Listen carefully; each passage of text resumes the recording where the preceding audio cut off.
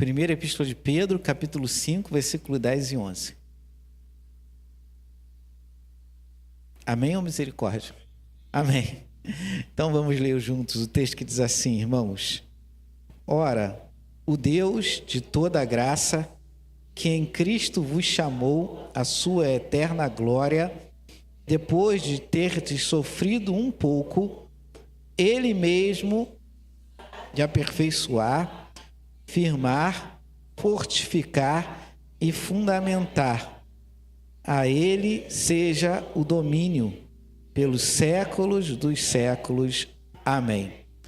Rapidamente, em 2 minutos, recapitulando o que nós havíamos falado anteriormente, nos versículos que nós lemos nas outras exposições, né? Começamos a falar ali da necessidade de se colocar diante de Deus de maneira humilde. Então, lá o versículo falou que devíamos nos humilhar diante da mão poderosa do Senhor.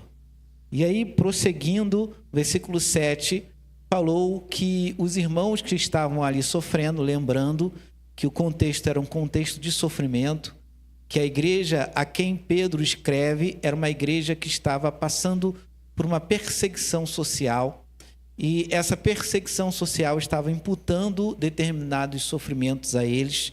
Pedro reconhecendo que esses sofrimentos eram sofrimentos reais e que eles não deveriam se sentir como super crentes, mas deveriam reconhecer a fragilidade deles e lançar a fragilidade deles, ou a angústia que eles estavam sentindo, sobre o Senhor. Versículo 7 falou isso, lançando sobre ele as vossas ansiedades.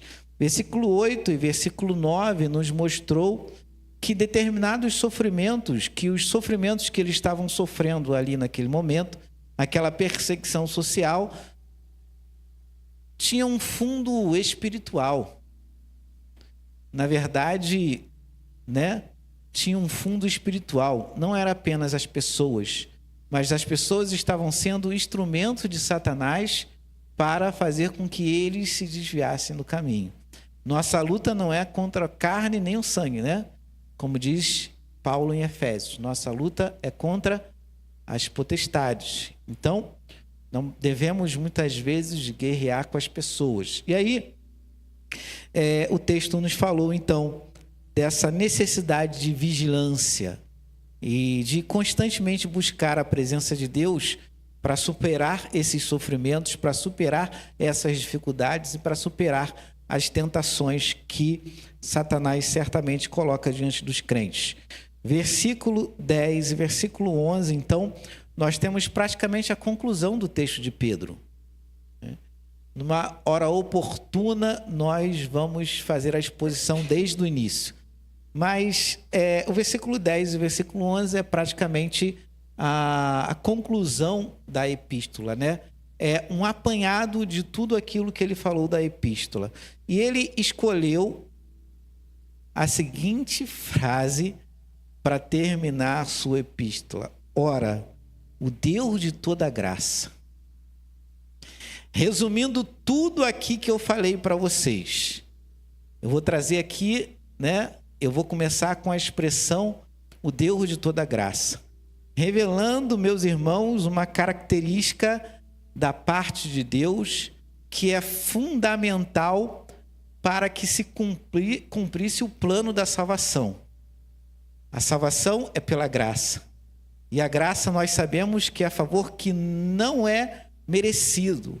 É um favor que Deus atribui aos homens, e esse favor que Deus atribui aos homens não atribui aos homens por causa da sua moralidade, ou por causa da sua justiça, ou por causa que eles são perfeitos, ou por causa que eles são maravilhosos. Mas a razão da salvação está tão exclusivamente ligada à pessoa de Deus. É essa característica fundamental em Deus que é a razão de toda a bênção. É a razão de toda generosidade divina.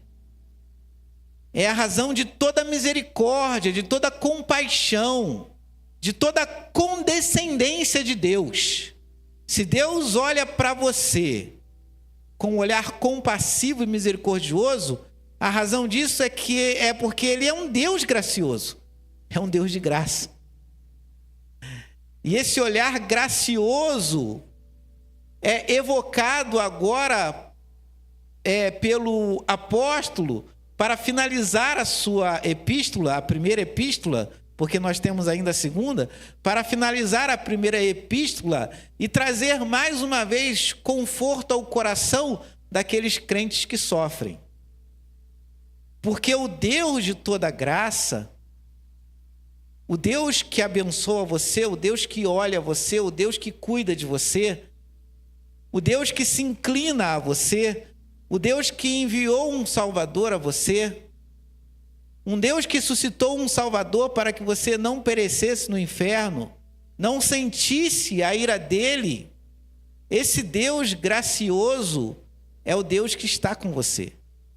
E é o Deus que chama você, porque ele vai falar, continuando o versículo, ele vai falar, olha, o Deus de toda graça, que em Cristo vos chamou para a eterna glória.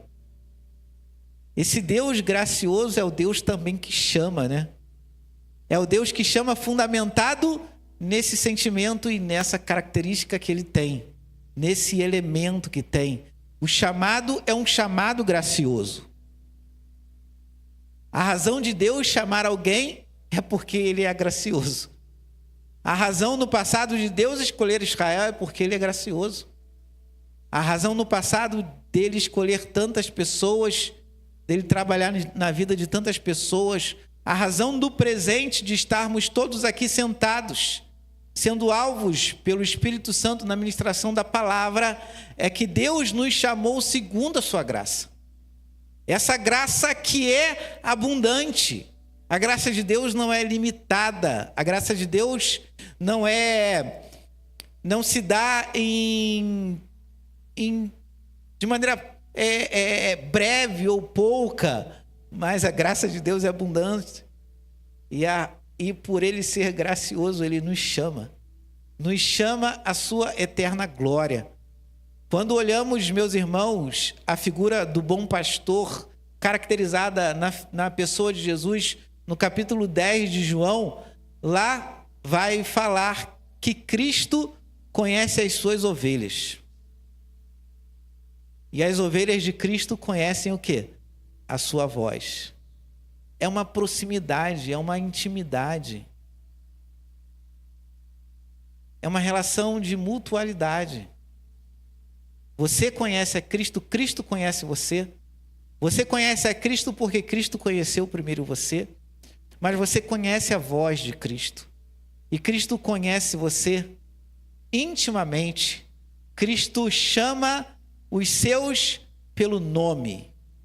E chamar pelo nome, irmãos, atribui proximidade, atribui intimidade, atribui comunhão. Quando Deus chama Abraão, quando Deus chama os patriarcas pelo nome, isso expressava intimidade, isso expressava comunhão. E agora Pedro, confortando o coração de todos aqueles irmãos que estavam sofrendo, lembra da imagem do Deus gracioso e que esse Deus chamou cada um daqueles que estavam naquela igreja, cada um daqueles que estavam naquela comunidade para a sua eterna glória, para gozar da sua presença, para gozar da comunhão com Ele, para gozar da intimidade com Ele e ainda receber a promessa de que um dia nós viveremos constantemente na presença do Senhor, sem nenhum tipo de separação causada pelo pecado. Então, Pedro lembra aqueles irmãos, olha, vocês são íntimos de Deus. Deus chamou vocês, Deus conhece vocês.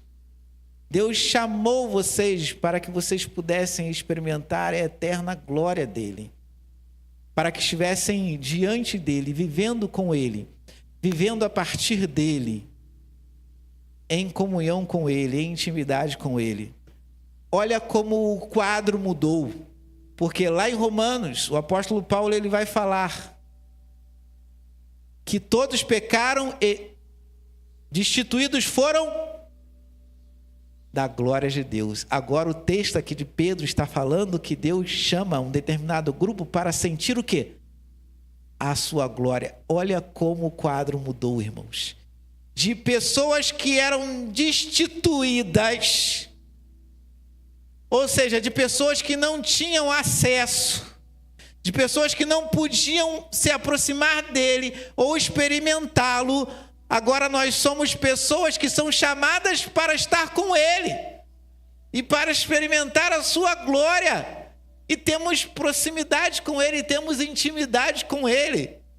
Eu imagino, meus irmãos, o líder daquela igreja lendo a carta de Pedro para eles e explicando por meio do Espírito Santo aquilo que Pedro estava falando, inspirado pelo próprio Deus. Olha, esse Deus chamou vocês para perto dele, para gozar da presença dele, para estar eternamente diante da glória dele.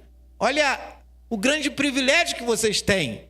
Imagino o líder lendo a carta e falando o que é esse sofrimento que é imputado a nós diante da glória do Deus Altíssimo. Imagino também o coração daqueles irmãos que foram aquecidos e alegres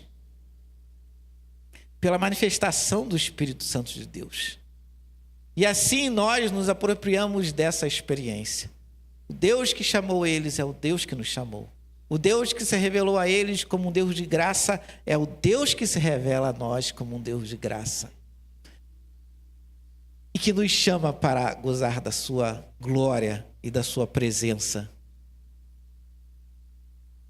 Que sofrimento pode ofuscar a presença de Deus, irmãos?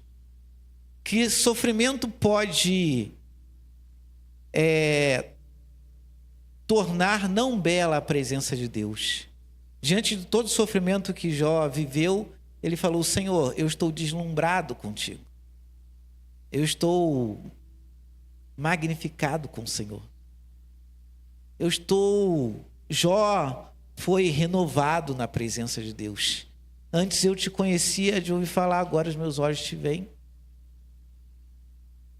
Essa glória, essa presença, essa majestade que temos a oportunidade de sentir, de gozar, de experimentar e de viver diante dela, isso traz conforto ao nosso coração, diante de tudo aquilo que nós vivemos e diante de tudo que nós sofremos. Diante de muitas vezes da tristeza que alcança o nosso coração, da decepção, da frustração, ou até mesmo da perseguição. O que são essas realidades diante da majestade desse Deus Altíssimo que nos chama para estar diante dele, que nos conhece intimamente, porque nos chama pelo nome, e esse chamado revela essa proximidade, essa presença. O texto vai mais uma vez mencionar o sofrimento deles. Depois de vocês terem sofrido por um pouco. Quando o texto fala do Deus gracioso e do Deus que chama, e quando o texto fala do sofrimento, a ideia implícita, irmãos, é que no sofrimento Deus está presente. O Deus gracioso é o Deus que socorre seus filhos. O Deus gracioso é o Deus que vai ao encontro dos seus filhos, ao encontro da dor, ao encontro da angústia. O sofrimento era verdadeiro e agora eles estavam recebendo um conforto da pessoa de Deus e da presença do próprio Deus. Esse Deus que é bondoso, esse Deus que chama, esse Deus que transforma a não comunhão em comunhão, é esse Deus que contempla o sofrimento, é esse Deus que está presente no sofrimento. Em nenhum momento, meus irmãos, estar com Deus significa não sofrer. Em nenhum momento, estar com Cristo significa não sofrer, não padecer. Mas sobre aqueles que estão com Cristo está a promessa: olha, Eu venci e vocês vencerão também. Porque a ideia implícita é que o nosso sofrimento, irmãos, nós não vivemos ele sozinho, mas vivemos ele com Deus e na pessoa de Deus e na presença de Deus. Deus que, diferentemente do ser humano, de maneira geral, é um Deus que não deixa aqueles que são seus. É um Deus que não abandona. É um Deus que enxuga as lágrimas. É um Deus que contempla o sofrimento. É um Deus que está presente para consolar, para confortar, até mesmo nos momentos de fragilidade e de fraqueza. E fragilidade e fraqueza, meus irmãos, são elementos e sentimentos que muitas vezes estão mais próximos de nós do que nós imaginamos. Às vezes, como eu falei anteriormente, nós vestimos uma capa de super crente, né? E falamos para todo mundo, não, tá tudo bem, mas só Deus conhece o nosso coração. Mas esse Deus que conhece o nosso coração é esse Deus que conforta e é esse Deus que enxuga as nossas lágrimas. Porque é um Deus que está presente. Porque é um Deus que não deixa os seus. Às vezes, nós, nas nossas relações humanas, nas nossas diversas relações humanas, nós acabamos que nos envolver com as pessoas por um determinado interesse, por aquilo que a pessoa pode nos conceder ou por aquilo que a pessoa pode nos dar. Certamente isso é errado, mas muitas vezes os homens, de maneira geral, e eu falo humanidade de maneira geral, procuram outros por causa de interesses. Mas o Deus da graça, ele se aproxima de nós sem nenhum interesse, irmãos. Porque, na verdade, a gente não tem nada para dar a esse Deus. O que você e eu daríamos a Deus que justificasse a sua aproximação a nós por causa de interesse? Eu vou me aproximar do pastor Marcos porque ele pode me dar alguma coisa. Deus não estabelece relação de dependência com ninguém, irmãos. Adorar a Deus é um privilégio que Ele nos concede, mas Ele não precisa da nossa adoração não, tá? Ele é Deus sem a nossa adoração. Ele é Deus sem a nossa oração. Ele é Deus sem o nosso louvor. Ele é Deus sem o nosso culto. Ele é Deus sem existir igreja. Ele é Deus sem existir humanidade. Ele é Deus sem existir nada. Ele é Deus. Então, quando Deus se aproxima de alguém e se interessa por alguém e lança seu olhar compassivo a alguém, é porque, de fato, ele sente empatia, solidariedade, compaixão e misericórdia. E nós temos a oportunidade de sentir diariamente essas realidades de Deus em nossas vidas, porque é o Deus que está presente na nossa dor, na nossa angústia e no nosso sofrimento. Você nunca está só. O Senhor sempre está com você. E aí, o versículo ainda vai falar, depois de tereis sofrido um pouco, Ele mesmo vos há de aperfeiçoar, firmar, fortificar e fundamentar. O Deus gracioso é o Deus que trabalha na vida do crente. É o Deus que trabalha na vida do crente. Deus começou uma obra em nossas vidas, né, irmãos? E tem um cântico antigo que diz que Ele é fiel para completá-la, né? Ele é fiel para completá-la. Ele começou uma obra em nós e Ele é fiel para completá-la. E, mais uma vez, né, contrapondo o Senhor e o ser humano falho, às vezes os homens abandonam seus projetos, né? A gente começa a fazer uma coisa e para, né, gente? E desiste. Está dando muito trabalho. Está dando muito trabalho. Então eu vou desistir aqui que eu estou cansado. Não quero ter esse trabalho todo, né?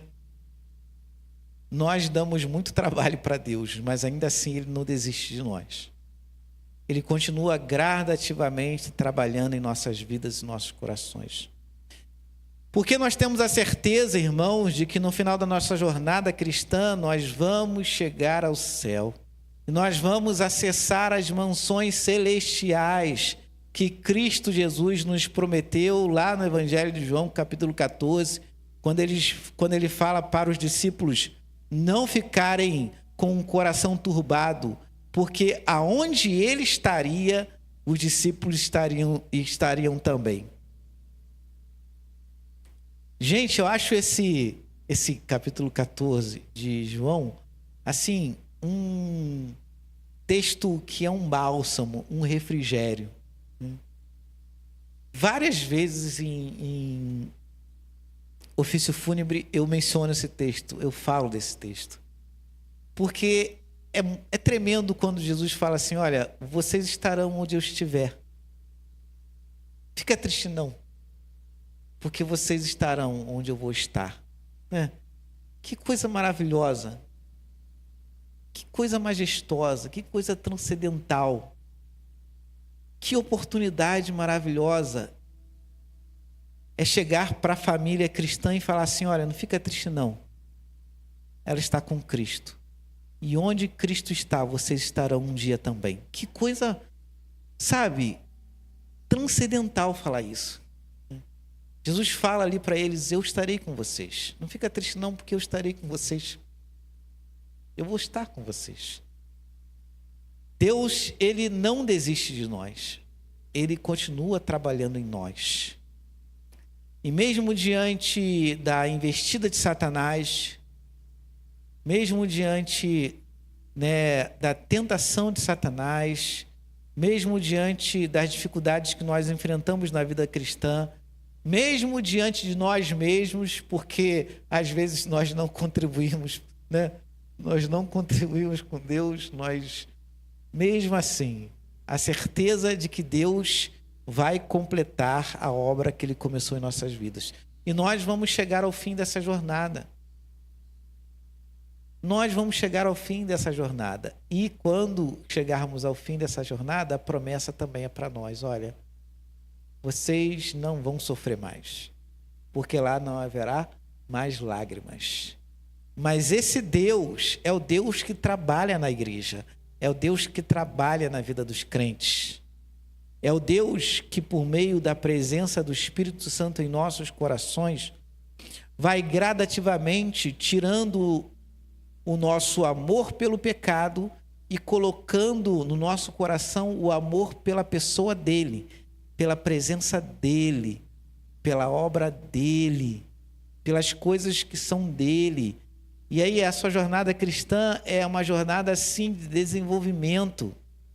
E muitas vezes nós caímos e Deus nos levanta, e nós caímos e Deus nos levanta, e nós caímos e Deus nos levanta. Lutero falava que a jornada cristã é um eterno levantar e cair. A gente cai, mas Deus levanta a gente. Glória a Deus, louvado seja o nome do Senhor. Porque se Ele deixar a gente cair, a gente ia ficar caído lá, gente. Se Ele levantasse a gente, se Ele não nos visitasse com a sua misericórdia, nós íamos ficar caído lá. Mas Deus não faz isso.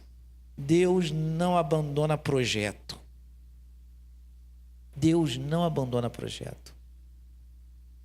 É por isso que você deve manter a esperança no seu coração.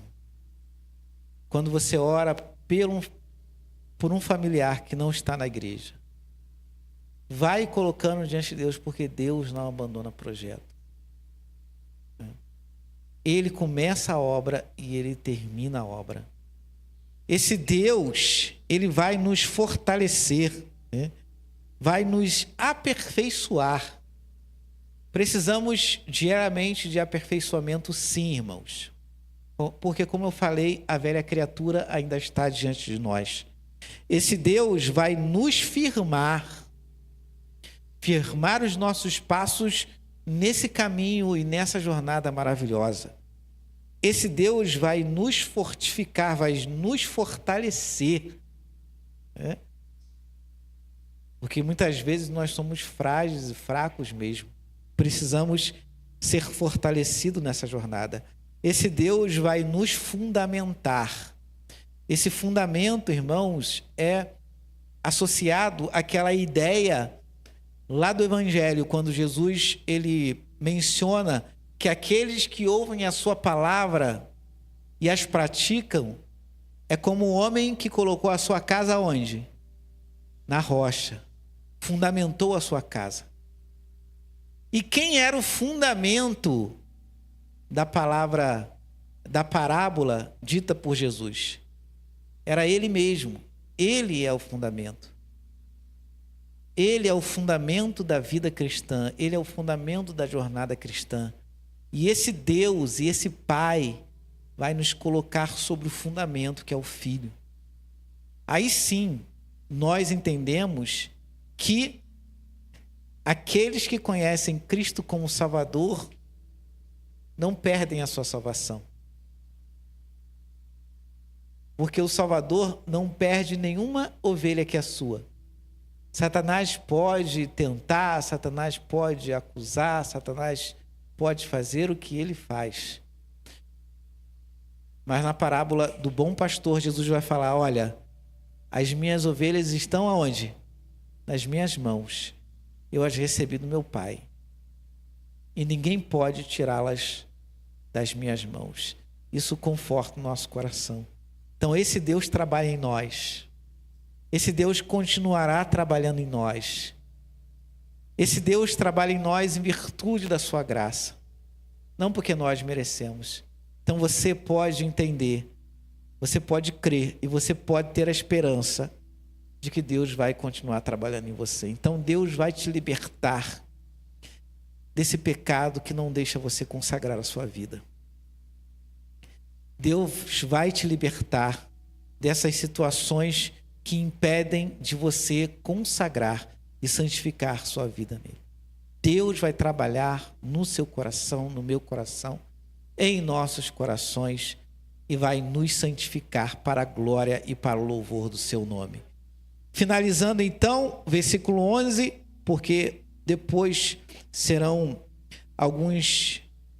Pedro vai mencionar algumas coisas, mas os estudiosos concordam entre si que a carta finaliza no versículo 11, ou seja, o conteúdo da carta.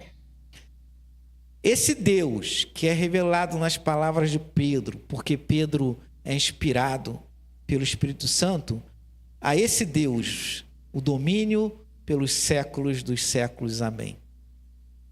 Quem não há de louvar esse Deus maravilhoso que foi revelado no texto? Esse Deus que recebe a sua ansiedade, esse Deus que guarda a sua vida do inimigo, esse Deus que chama você à sua glória, esse Deus que contempla o seu sofrimento, esse Deus que continua trabalhando na sua vida e não desiste de você. O que esse Deus merece? Que nós louvemos o seu santo e poderoso nome incansavelmente. Como diz o salmista, Senhor, eu cantarei a bondade do Senhor durante toda a minha vida, durante toda a minha existência. Não haverá um dia que eu não vou cantar a bondade de Deus. Durante toda a minha existência, não haverá um dia que eu não cantarei a misericórdia de Deus. Durante toda a minha vida, eu não me negarei, não importa o que acontecesse na vida do salmista, né? Tinha vez que ele acordava mais deprimido e tinha vez que ele acordava mais alegre. Né? Tinha vez que ele acordava mais para cima, tinha vez que ele acordava mais para baixo. Mas não importava. Importava. Porque para o salmista não haveria um dia na sua vida que ele negaria louvor a esse Deus. Que ele negaria a honra a esse Deus, o domínio a esse Deus. Independente do que nós vivemos na vida, irmãos, ou experimentamos na vida. Se a nossa semana é difícil ou não, independente dessas coisas, eu e você não podemos negar o louvor que pertence a Ele. e somente a Ele. Então louve e glorifique a esse Deus que tem se mostrado amoroso e bondoso na sua vida, na minha vida. E a maior expressão do amor e da bondade de Deus está aqui, irmãos. Aqui, ó. Esse suco que representa o sangue de Jesus. E esse pão que representa o corpo de Cristo. Essa aqui é a maior expressão do amor de Deus para com você. Quem ama, presenteia. Ou quem ama tem o costume de presentear, né? Deus amou você e presenteou você. Deus amou você e deu prova do amor dele por você e pela sua vida, dando um Salvador para você, providenciando um Salvador para você. Então Jesus nasce, Jesus se desenvolve, Jesus inicia seu ministério, Jesus termina o seu ministério na cruz, mas ali ele não é derrotado. Ao terceiro dia ele ressuscitou e garantiu a minha e a sua vitória, porque ele jorrou o seu sangue sobre nós e nós somos justificados. Portanto, devemos, diante da mesa do Senhor, celebrarmos o amor desse Deus, celebrarmos o amor desse Cristo e celebrarmos o amor desse Espírito Santo que tem sido nosso companheiro de caminhada. Então vamos orar nesse instante, consagrando os elementos e depois nós estaremos servindo a ceia do Senhor. Querido Deus e eterno Pai, louvamos o Teu nome. Agradecemos a Deus, ao Senhor, ó Pai. Agradecemos a Deus a Ti porque, ó Pai, o texto fala de coisas maravilhosas, ó Deus, ao nosso coração. Ó Deus, como é maravilhoso ser chamado pelo nosso nome, ó Deus. Como é maravilhoso ser conhecido por Ti, ó Pai. Como é maravilhoso, Deus, ser chamado à Tua glória e ser chamado à Tua presença, Senhor. Como é maravilhoso, Deus, mesmo sabendo que somos pecadores, ó Deus, e que não temos mérito nenhum diante do Senhor, ainda assim, a Tua graça age em nós, a Tua misericórdia age em nós. Nas palavras, ó Deus, do apóstolo Paulo, na sua declaração, o amor de Cristo me constrange. Como Ele pode amar alguém tão vil como eu? E assim, ó Deus, nós nos apropriamos da experiência de Paulo, Senhor, e pensamos também de igual modo, ó Deus, como o Senhor, ó Deus, pode nos amar. Pessoas pecadoras, ó Deus, pessoas que muitas vezes não têm prazer, ó Deus, em Tua vontade, Senhor. Mas a despeito disso, ó Deus, o Senhor é um Deus gracioso. O Senhor é um Deus que tem compaixão daquele pecador, ó Deus. O Senhor é um Deus que proporcionou um grande Salvador a esse pecador que somos nós, ó Deus. E aqui nessa noite especial, diante da mesa do Senhor, nós celebramos, ó Deus, o nascimento do nosso Senhor e Salvador. Nós celebramos, ó Pai, a vida do nosso Senhor e Salvador. Nós celebramos a morte e celebramos, ó Deus, a ressurreição desse Salvador que nos reconciliou com o Senhor por meio do derramar do seu sangue, ó Pai. Portanto, toda a nossa gratidão ao Senhor e a gratidão do nosso coração ao Senhor, ó Pai. Se não fosse a pessoa de Cristo morrer por nós na cruz, ainda estaríamos, ó Deus, naquela situação de destituídos da glória de Deus. Não nos aproximaríamos do Senhor de maneira nenhuma e de forma alguma, Senhor. Não seríamos aceitos. Não teríamos, ó Deus, nossos pecados perdoados. Não seríamos justificados, ó Pai. Não seríamos, ó Deus, limpos, ó Deus. Não seríamos, ó Deus, dignificados por meio da Tua presença, Senhor. Continuaríamos, ó Deus, sermos estrangeiros e estranhos. Mas essa não é a nossa realidade, ó Deus. A nossa realidade, ó Deus, é que vivemos, ó Deus, diante do Deus gracioso. E o Deus gracioso nos acolheu como filhos, ó Deus. Como filhos em Cristo Jesus. E aqui nessa noite, A nossa comunhão é com o nosso Pai. A nossa comunhão é com o nosso Salvador. A nossa comunhão é com o Espírito Santo de Deus. Louvado e engrandecido seja o nome do Senhor, ó Pai. Pedimos humildemente, ó Deus, que o Senhor consagre, ó Deus, esses elementos, ó Deus. Que o Senhor tire esses elementos, ó Deus, do uso comum, ó Pai, e possa revesti-los de espiritualidade. Que esses elementos, ó Deus, sejam fonte de bênçãos, ó, na vida de cada crente, ó Deus, que se apropriar dele, ó Deus. Não permita, ó Pai, que Satanás nos afaste da mesa nesse instante. Que o Senhor o repreenda, ó Deus, em nome de Jesus. E que cada crente sinta o seu coração arder e desejar celebrar a presença de Cristo por meio desses elementos. Consagra, Deus, nós pedimos humildemente, ó Pai, em nome do nosso Senhor e Salvador Jesus Cristo. Amém.